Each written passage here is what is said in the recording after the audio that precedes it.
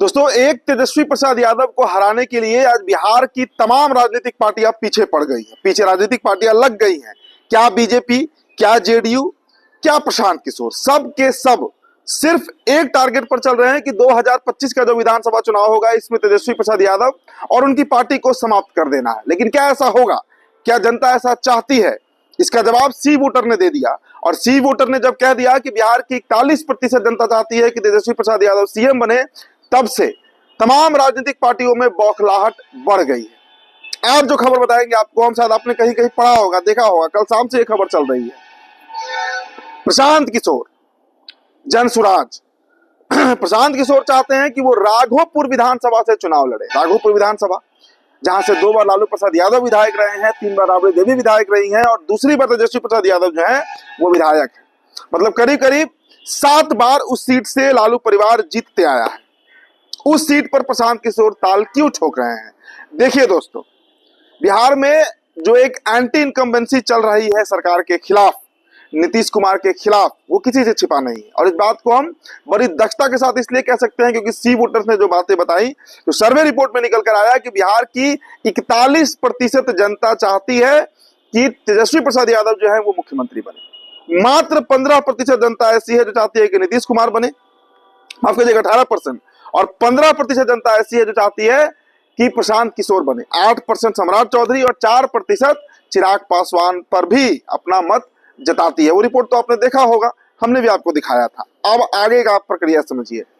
तेजस्वी प्रसाद यादव दोस्तों जिस तरीके से परफॉर्म कर रहे हैं, चाहे विधानसभा हो, कोई भी पटल पर, अभी उनका जो जनसंवाद यात्रा उन्होंने किया, इसका बड़ा मारक असर पड़ रहा है बिहार की राजनीति पर।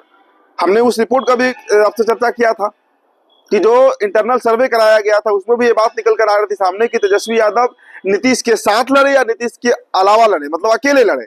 आज अगर आरजेडी जिस स्वरूप में दिख रही है महागठबंधन में, उस स्वरूप में रहकर भी लड़ती है, तब भी राष्ट्रीय जनता दल को दोस्तों कम से कम 80 से 85 सीटें या 90 सीटें आने ही वाली है। जनता ने नीतीश कुमार से किनारा कर लिया है। जनता एक उबाऊ चेहरा मानती है नीतीश कुमार को। ये दोस्तों ये बातें मेरा नहीं है, सी वोटर कहती है।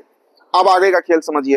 प्रशांत किशोर क्या कर रहे हैं? प्रशांत किशोर फिलहाल बिहार की राजनीति में ना 3 में है ना 13 में है।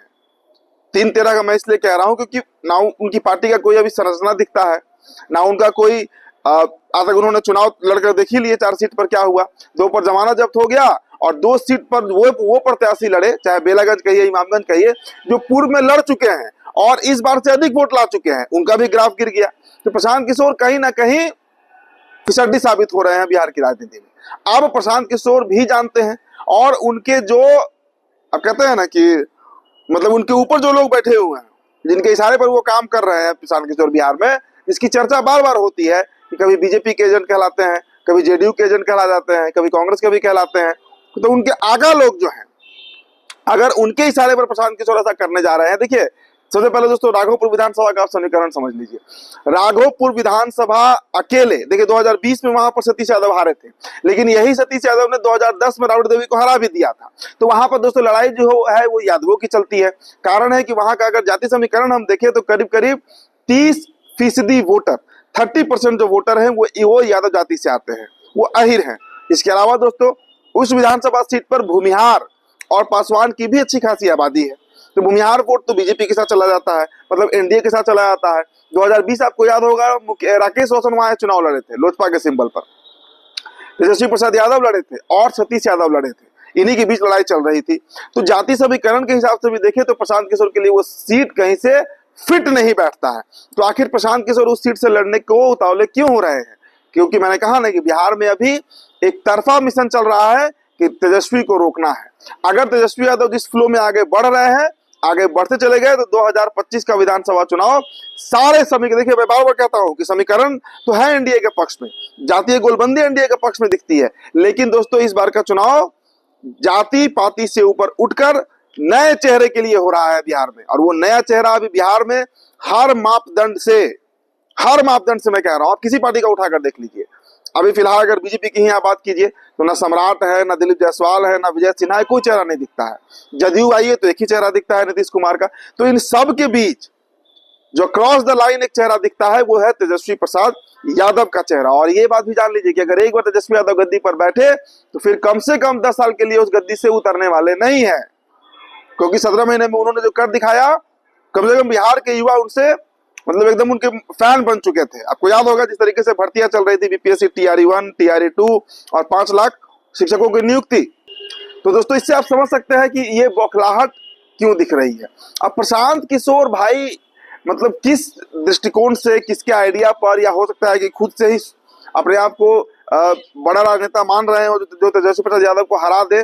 देखिए उस सीट से राबड़ी देवी हारी है, लेकिन हारी है तो यादव से ही हारी है, क्योंकि वहां एक तरफा वोट यादव करते हैं। अब ऐसे में, और देखो दोस्तों 2010 का चुनाव था भी निर्णायक। 2010 में जिस तरीके से मतलब नीतीश कुमार का परफॉर्मेंस था काम के बदौलत, वो शायद इतिहास में दर्ज है। उस तरह का कभी नीतीश कुमार ने ना काम किया उसके बाद और ना उस तरह का परफॉर्मेंस दिख पाया। तो प्रशांत किशोर कहाँ है भाई, 3 में है कि 13 में? क्योंकि लड़ना तो चाह रहे हैं राघोपुर, ब्राह्मण है कितना ब्राह्मण वोट ले आएगा राघोपुर में भाई। और मैं जाति पर इसलिए जाता हूं क्योंकि बिहार से जाति ऐसी चीज है जो जाति नहीं है। तो ये तैयार रहिए, इस बार तेजस्वी के सामने प्रशांत किशोर खड़े हो सकते हैं। लेकिन जो मेरा अपना अनुमान है, देखिए राघोपुर में 3 दिन रहा था 2020 में, मुझे याद है, बड़ा जाना भी टफ पड़ता है वहां पे। उस समय तो 9 से हम लोग गए थे और मैंने स्टोरी कवर किया था, वहां से कई स्टोरीज हमने चलाया था। उसमें दोस्तों मैं HS बिहार में हिंदुस्तान समाचार में काम करता था, तो मुझे याद है राघोपुर में भाई वहां पर बीजेपी का भी दाल नहीं गल सकता है। वो बहुत मतलब वहां के लोग बड़े रिजिड है RJD को लेकर। 2010 मैंने कहा ना कि एक अपवाद था, क्योंकि नीतीश कुमार का काम का डिलीवरेंस ऐसा था कि जनता ने एक बार फिर नीतीश को वोट दे दिया था। उनके प्रत्याशी सतीश यादव जीत गए थे। लेकिन दोस्तों वहां पर तेजस्वी प्रसाद यादव को हराना और प्रशांत किशोर जैसे नेता के द्वारा, देखिए मैं उन्हें छोटा नहीं समझ रहा हूं, लेकिन तेजस्वी के सामने उनका कद ही नहीं है कुछ। ये अगर हमारा व्यूअर भी बात जानते होंगे, आप अगर समर्थक है PK के तो बात अलग है, लेकिन जमीनी हकीकत पर आइए तो आप लड़कर देख ले प्रशांत किशोर, किसी विधानसभा से लड़कर देख ले तेजस्वी यादव के खिलाफ। इस बार जो 4 विधानसभा सीटों पर उपचुनाव हुआ, तरारी, बेलागंज, इमामगंज और रामगढ़, हस सबने देखा कि क्या जनसुराज का वहां पे हस हुआ। तो दोस्तों देखिए 2025 का जो विधानसभा चुनाव है, इसमें ये मानकर चलना होगा कि प्रशांत किशोर की तैयारी राघोपुर से हो रही है। चर्चा तो ये भी होती है कि प्रशांत किशोर जो है वो 2-2 सीट से चुनाव लड़ सकते हैं, चर्चा होती है। सच्चाई क्या है नहीं पता। तो देखिए क्या होता है 2025 के विधानसभा चुनाव में, लेकिन बेहद दिलचस्प मुकाबला होने जा रहा है। फिलहाल दोस्तों इस रिपोर्ट में इतना ही। मेरा नाम उदित तारन है, बिहार टॉपर वीडियो आप देख रहे थे। बहुत बहुत शुक्रिया।